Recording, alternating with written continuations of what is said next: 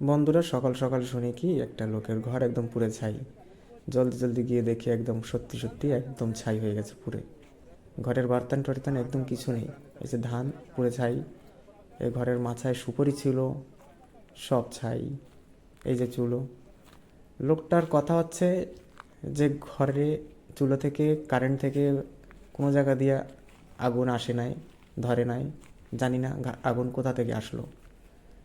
তাই নিয়ে লোকটা কান্নাকাটি করছে এখনও, জানি না কে শয়তানি করলো।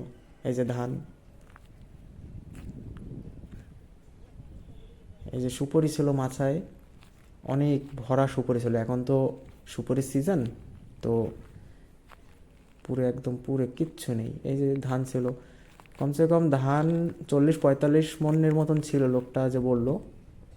ঘরের খুঁটি, এই যে, তারপর সুপারি ছিল, মাচা ছিল ঘরে, দুটো মাচায় আলাদা আলাদা ভাগে ছিল, মাচা ভরা ছিল, সুপারি ভরা। এই যে ঘরের টিন, রান্না বান্না করে, এই যে ঘরের ফ্যান ট্যান, সমস্ত জিনিস কিচ্ছু নেই। খুব কান্নাকাটি করছে যে কী করবে এখন, কোথায় যাবে, সব শেষ একদম।